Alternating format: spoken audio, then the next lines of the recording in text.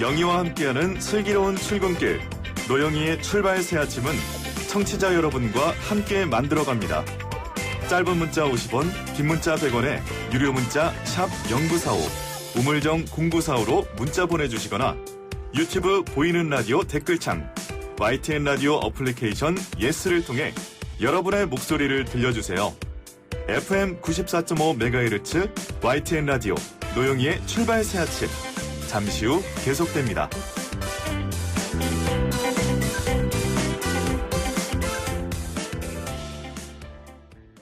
신종 코로나 바이러스 감염증 확산으로 걱정이 큰 요즘인데 정치권 역시 이 주제에서 벗어날 수가 없겠죠. 다가올 총선에 큰 변수가 될 거다 이런 얘기까지 나오고 있는데요. 자유한국당 주호영 의원과 함께 이 문제 짚어보겠습니다. 안녕하세요. 예, 안녕하셨습니까? 네, 제가 지금 주호영 의원님께 인사를 딱 드리려고 악수를 청했더니 우리 의원님께서 악수를 안 하십니다.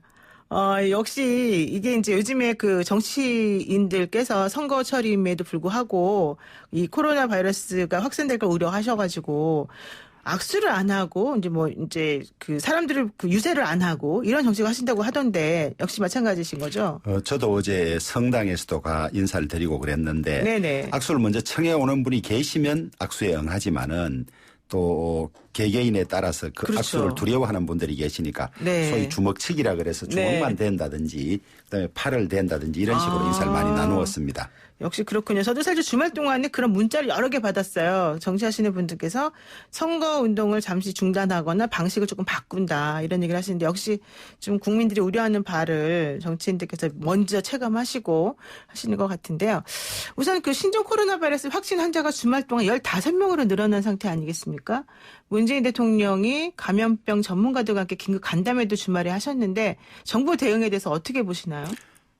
저는 설마 하면서 안이하게 대처해 왔다 이렇게 보고 있죠. 정부가요? 예, 네. 그렇습니다. 근데 이 바이러스라는 것이 접촉하면 예외 없이 옮겨가는 것이라면 그렇죠. 이미 확진자라든지 그다음에 이 잠복기에 있는 분들을 통해서 많이 번졌을 텐데 네네. 경제에 미치는 영향이라든지 그다음에 대중국 관계 때문에 설마 하다가 이미 방역망이 다 뚫린 것이 아닌가 그런 생각이 들죠.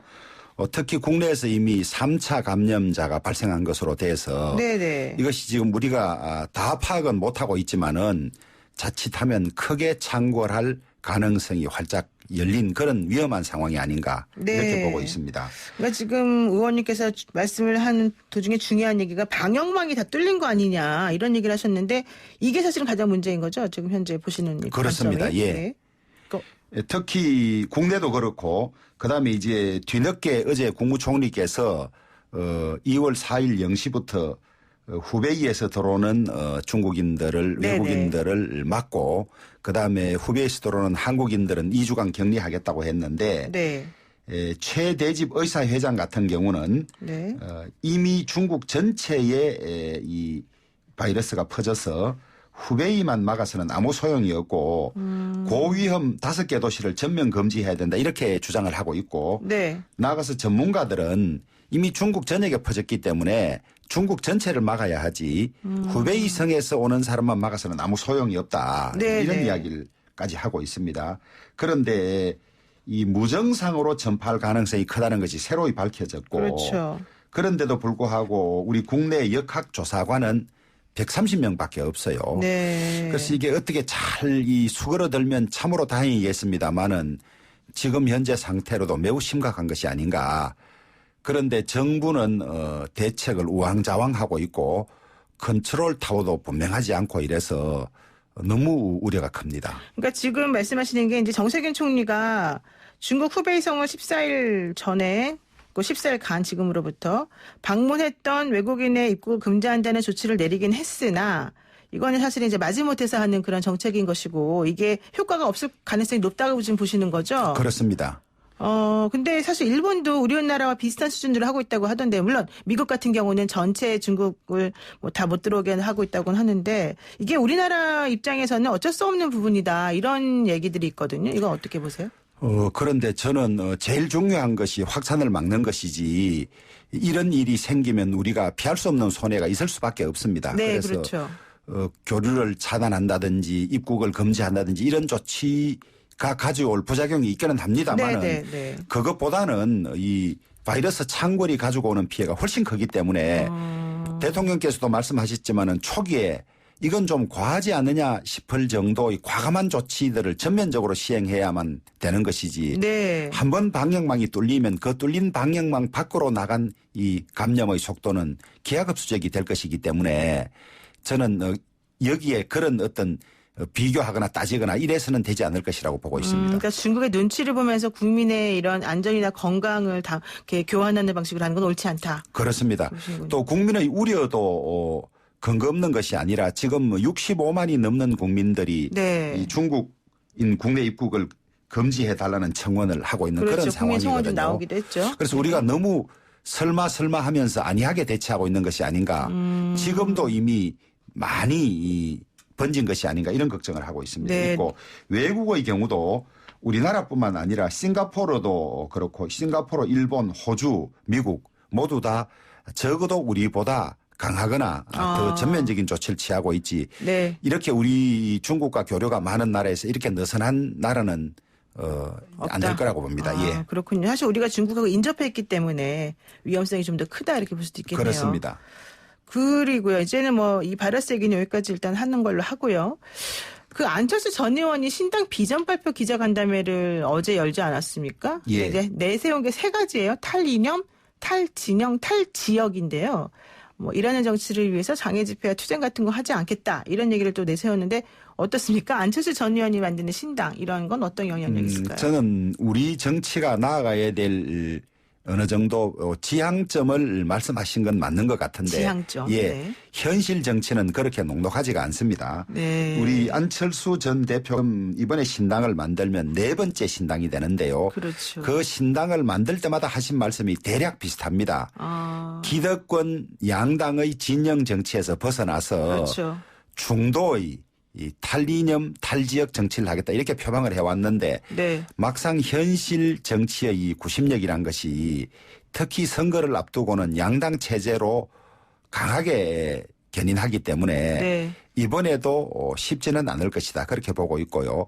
특히 안철수 현상으로 이 상징되는 어떤 새 정치에 대한 갈망이 지금은 많이 식었습니다. 식었고 또 지난 2016년 선거 때는 호남이 안철수 대표의 국민신당을 전폭적으로 지지하는 데 힘입어서 많은 의석을 확보했습니다마는 네. 지금은 호남의 상황도 전혀 그렇지 않고 또 이제는 국민들이 조금 식상해 있기 때문에 저는 혹시 이번에는 하는 기대를 하겠지만은 역시 이번에도로 끝날 확률이 높다 그렇게 보고 있습니다. 혹시나가 역시나다. 예. 역시나일 것이다. 근데 결과적으로는 안철수 전 의원의 신당 창당이나 앞으로의 정치 행보 이런 게 사실 실패할 거라고 지금 보시는 거죠? 솔직히 말하면. 저는 쉽지 않을 것이라고 본다. 쉽지 않을 것이다. 한국 정치가 그런 방향으로 나아가면 좋기는 하겠지만은 현실 정치는 그런 어떤 중도적인 시험이 지금까지 계속 실패해 왔기 때문에 프랑스 같은 그런 현상은 우리나라에서는 일어나지 않을 것이다 그렇게 보고 있습니다. 근데 사실 저는 조금 이제 저도 이런 생각을 하는데 사실 우리나라 중도라고 하는 층이 사실 많긴 하겠지만 그분들이 결과적으로 선택을 할 때는 양당 아까 말씀하신 양당 중에 누군가를 어쨌든 선택하는 방향으로 가잖아요. 그렇습니다. 그게 왜 그러는 거예요? 이게 뭐 충성도 때문인가요? 뭐 때문에 그러는 건가요? 이 선거 국면에서는 강경한 주장이라든지 예. 또 극단적인 주장 이런 것들이 이 호소력이 더 있습니다. 그래서 국민들에게 임팩트 있게. 저는 그렇다고 봅니다. 그렇다고 보고 예. 또 양당의 거대한 그 정당 시스템이나 기득권 체제 자체가 네. 빨아들이는 어떤 이 흡입력? 견인력이나 흡입력이 대단하기 때문에 네. 중도가 설 여지가 잘 없는 것이죠. 그러니까 중도라고 하는 것이 가지고 있는 실체가 정확히 국민들에게 와닿지가 않는다. 그렇습니다. 그리고 현실 정치에 들어가게 되면은 그게 쉽지가 않은 거다. 이런 얘기신데요. 그렇다면 이제 보수 통합의 논의를 계속해서 해왔던 한국당 입장에서는 원래 안철수 전 의원과 관련돼 있는 중도층을 흡수하고 끌어들이겠다라는 게 원래 목표였던 걸로 알려져 있는데 예. 또 이렇게 되면 결과적으로 중도층은 포기하는 겁니까? 이제 통합의 형태를 규모 면에서 보면 네. 대통합, 중통합, 소통합 이렇게 있을 수 있는데요. 그렇죠. 저희들 대통합은 지금 문재인 정권은 도저히 안 되겠다. 네. 이렇게 생각하시는 분들은 다 모이는 통합이 대통합인데 네. 안철수 전 대표도 지금 이 문 정권에 대해서는 강하게 비판을 하고 있거든요. 네. 그런 점에서 통합할 여지는 있습니다. 있는데 또 지금 자유한국당이 주도하는 이 혁통위에는 네. 참여하지 않겠다. 네. 관심이 없다. 이런 말씀도 하셔서 네. 저희들이 이제 조금 혼란을 느끼고 있는데요. 그러나 정치는 하나만 같아도 손을 잡는 것이 이 확대 정치, 덧셈 정치라는 말이 있습니다. 아, 덧셈 정치요? 예, 네. 지금 가장 시급한 것이 이 정권을 이대로 두어서는 안 되겠다는 것이라면 네. 일단 힘을 합쳐서 이 정권을 저지하고 그런 다음에 어떻게 다시 노선을 정립하는 것이 필요하지. 그러지 아니하고 중도 정치를 계속 고집하면 본인이 가장 시급한 문제라고 내세우는 문재인 정권의 폭정 중단도 사실은 본인이 오히려 돕는 결과가 생길 수가 있다. 오히려. 예, 그 점을 깊이 인식하셨으면 좋겠습니다. 그러니까 지금 안철수 전 의원의 상황 인식이 조금 잘못돼 있고 좀 부족하다라고 보시는 입장인 것 같은데요. 그렇습니다. 중통합 결과적으로는 한국당은 지금 중통합을 이제 어느 정도는 목표로 삼고 있다. 이렇게 보시는 그렇습니다. 거네요. 예. 근데 그렇게 된다면 중통합도 좋습니다만 결과적으로는 국민들에게 그런 상황 속에 통합을 할 수 있는 능력이 여기까지다. 우리가 어쩔 수 없다. 이거를 어느 정도는 설득을 하고 좀 인정을 받아야지 그다음에 국민들로부터 지지를 더 많이 받을 거잖아요. 저희들이 한 노력을 국민들에게 소상히 말씀드리고 그렇죠. 예. 이해를 구해야 하는 그런 절차가 남아 있는 것이고요. 네. 다만 이제 통합이란 것이 한 번에 재정파 세력이 일시에 통합이 되면 좋겠습니다만은 통합의 형태가 점점 눈사람처럼 키워가는 통합의 형태. 네, 네. 물론 이제 선거가 70여일밖에 남지 않았기 때문에 시간은 촉박합니다만은 새 보수당과 먼저 통합을 하게 되면 네. 통합은 1차 통합이 되게 되면 연쇄 반응으로 후속 통합이 쉽게 이루어진다고 합니다. 일단 그러면 먼저 물꼬를 트면 그렇습니다. 예. 우리 공화당도 통합의 여지가 있을 테고 네. 그러다 보면 국민들의 여망이 이 반문 정치 세력들은 모두 통합하라는 요구가 있을 수 있으면 마지막에는 안철수 대표도 어떤 결심의 순간이 올 수 있다 이렇게 보고 있습니다. 그러니까 지금 현재로서는 일단 중통합으로 시작하더라도 예. 시작을 먼저 딱 해서 뭔가 좀 만들어 놓으면 결과적으로는 전체적으로는 다 모이게 될 것이다. 예, 그 가능성을 배제하지 않고 있습니다. 네. 근데 사실 대한신당 박지원 의원 같은 경우는 안 될 거다라고 단언하고 다니시던데. 그 자꾸 고춧가루 뿌리고 희망상을 이야기하시는 것 같아요. 네. 예. 희망사항이다. 예. 이거는 또 잘못된 말이다 이런 얘기시네요. 정치는 생물이기 때문에 누구도 내일의 일을 단정적으로 자신 있게 말할 수 없다는 그런 이야기가 있습니다. 있어서 지금까지의 통합의 예에 비추어 보면 쉬운 일은 아니지만은 가능성이 없다고 단정할 수도 없다 이렇게 말씀드리고 싶습니다. 그렇군요. 그런데요. 이제 보세요. 그러면은 중통합을 했다고 보고 혹은 앞으로 할 거다. 그래서 결국 대통령까지 갈 거다라고 보고 그렇게 되면 결국 중요한 게 공천이라든가 대항마 누구랑 싸워서 누가 이겨서 뭔가 좀 상징적으로 국민들에게 힘을 보여주는 그런 게 필요하지 않겠습니까? 그런 의미에서 이낙연 전 총리가 종로구에 먼저 자리를 트시고 빨리 나랑 같이 붙자 이런 얘기 지금 하시는 상황이란 말이에요. 그러면 이낙연 전 총리급 자유한국당의 대표는 결국 황교안 대표가 되실 텐데 왜 아직도 황 대표는 여기에 대해서 정확하게 나가겠습니다 말을 못 하시나요? 이 선거는 흔히 프레임의 싸움이라고 하지 않습니까? 그렇죠. 우리 김형호 공천관리위원장께서도 말씀하셨지만은 민주당이 만든 프레임에 우리가 쉽게 그냥 응할 필요는 없는 것이다. 우리는 황교안 당 대표의 역량을 극대화할 수 있는 지역이나 방법을 선택해야 되는 것이지. 네. 거기서 예를 들면 프레임을 설정해 놓고 오라고 말하자면 끈다 그래서 우리가 덥석 갈 일은 아니라고 보고 있습니다. 그래서 여러 가지 전략 중에서 네. 마지막에 쓰는 전략이 기존 전략을 이길 수가 있지 않습니까? 네. 그래서 어떻게 하는 것이 가장 우리 당에 도움이 되고 선거를 효율적으로 치를 수 있을지에 대한 판단을 공간위에서 여러 차원에서 하고 있는 것으로 알고 있습니다. 그러니까 상대방이 패를 먼저 보였으니까 예. 그 패에 맞는 새로운 프레임이나 새로운 정책 대결을 우리가 지금 구상 중이다. 우리의 구도로 끌고 가겠다. 우리의 구도를 끌고 가겠다. 그럼 예. 한국당에서 생각하는 프레임은 뭔가요? 그것이 반복되는 말씀입니다만은 황교안 대표가 당대표로서 전국 선거도 지휘해야 되고 네네. 이런 면이 있을 수 있기 때문에 그런 요소들을 고려해서 어떻게 배치하는 것이 가장 영향을 극대화할 수 있는지 이것을 보고 판단하겠다는 것이죠. 근데 조금 애매한 것 같아요. 솔직히 그렇게 말씀하시니까. 그래서 이제 시간이 흐르면 구체적인 안이 나오지 않겠습니까? 네. 지금으로서는 그 정도밖에 말씀드릴 수가 없겠습니다. 그렇군요. 또 전략적인 면이 또 있을 수 있으니까. 그런데요. 그럼 한국당에서 또 이런 얘기 나오더라고요. 종로에 오히려 우리가 아주 새로운 신인을 그냥 딱 투입해가지고 뭐 예전에도 한번 그런 일이 있었습니다만은 차라리 이낙연의 위상이랄까 중량감을 조금 깎아내리는 방식으로 우리는 하고 황교안 대표는 다른 쪽에서 오히려 더 힘을 좀 키워나가서 좀 하겠다. 뭐 이런 얘기도 있던데 이것도 가능합니까? 그런 안도 검토되고 있는 것으로 알고 있습니다. 흔히 이 지역구에 거물이 나오면 네.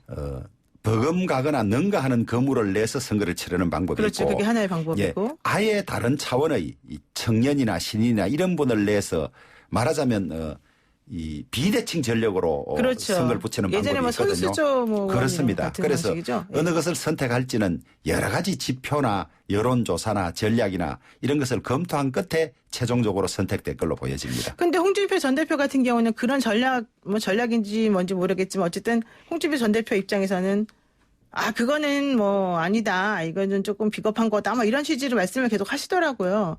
그러면서 또 본인은 또 험지 출마 안 하겠다는 얘기를 하고 계시는데 이거 어떻습니까? 선거 전체 구도나 전략을 보는 시각은 사람마다 다 다릅니다. 네. 또 전문가 사이에도 합의를 이룰 수 없어서 마지막에 결정되는 수가 많은데 그렇죠. 사실은 이제 종로 문제를 어떻게 할지가 우리 선거를 치르는 데 있어서 중요한 관전 포인트이기는 사실입니다만은 네.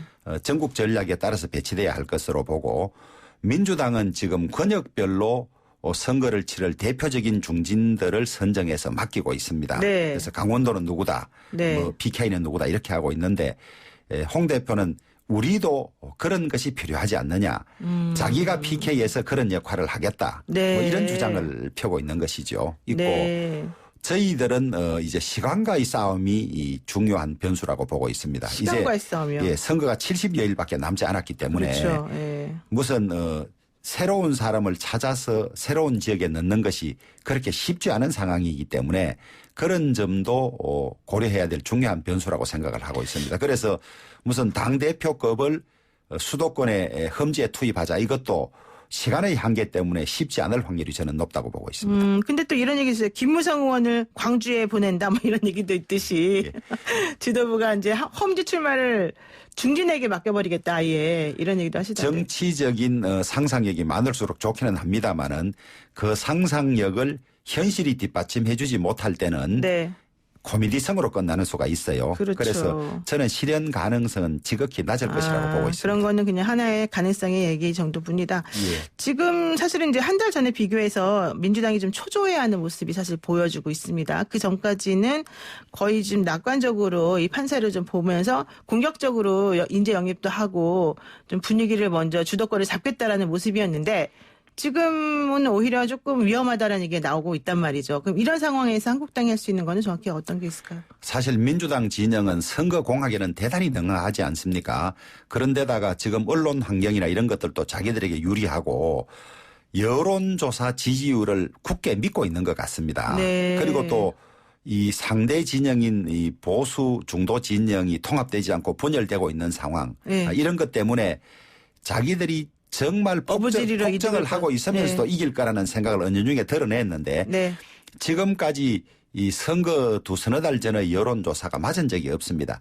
지금 자세히는 모르고 있지만은 민심은 지금 어느 정도 형성돼 가면서 부글부글 끓고 있다가 선거 때 표로서 그것이 분출되는 것인데 네. 저희들은 저희들 하기 나름이다. 지금 문재인이나 민주당 정권에 대한 국민들의 불만이나 반감은 엄청난데 네. 저희들이 그것을 받을 통합이라든지 정비만 잘 되면 저는 선거에서 깜짝 놀랄 결과가 나올 것이라고 보고 있는데 네. 저희들이 어떻게 하느냐에 저는 딸려 있다고 생각하고 있습니다. 네. 제가 아주 짧게 하나만 여쭤볼게요. 이제 자유한국당 그동안 젊은 청년 세대를 어떻게 잡느냐가 좀 고민이었을 텐데요. 어떻게 합니까? 이번에 18세 고3 학생들도 투표를 할 텐데. 일반적으로는 선거 연령이 내려가는 것이 보수 정당에 불리하지 않느냐 이런 시각이 있습니다만은 그렇죠. 저는 하기 나름이라고 생각하고 있습니다. 흔히 걱정은 고3들이 많고 교실에서 집단적 사고로 특정 정당을 지지하지 않을 것이냐 네. 혹은 전교조 교사의 영향으로 투표하지 않을 것이냐 이렇게 보는 분도 있지만은 네. 또 고3 학생들은 집에서 부모님이 해주는 밥을 먹고 학교에 다니고 있기 때문에 결국 부모님의 의견이나 영향력도 선생님이나 학교 환경 못지않게 중요하기 때문에 네. 지금부터 어떻게 하느냐에 달려 있다고 보고요. 각 정당들이 선거 때만 되면 청년 정당 청년을 몇 프로 공천하겠다. 또 성공한 청년들을 영입하는데 네. 저는 그렇게 이례적으로 해서는 아무런 의미가 없고 유럽의 30대 후반 혹은 40대 중반에 총리가 되고 당대표가 되는 나라들을 보면 18세부터 철저하게 정치인으로 훈련을 시킵니다. 네. 우리는 훈련 없이 그냥 성공한 청년들만 데리고 오니까 네. 네. 경력도 단절되고 네. 여기 와서도 일회적으로 쓰고 그냥 활용하지 못하는 그런 경향이 있기 때문에 알겠습니다. 예. 정당 안에서 청년 정당을 만들어서 꾸준히 훈련시켜야만 진정한 청년 정책이지 이런 식으로 이벤트성으로 해서는 아닙니다. 양당 공이 별로 의미가 없다 그렇게 네. 보고 있습니다. 알겠습니다. 오늘 여기까지 말씀 듣겠습니다. 고맙습니다. 감사합니다. 네. 지금까지 자유한국당의 주호영 의원이었습니다.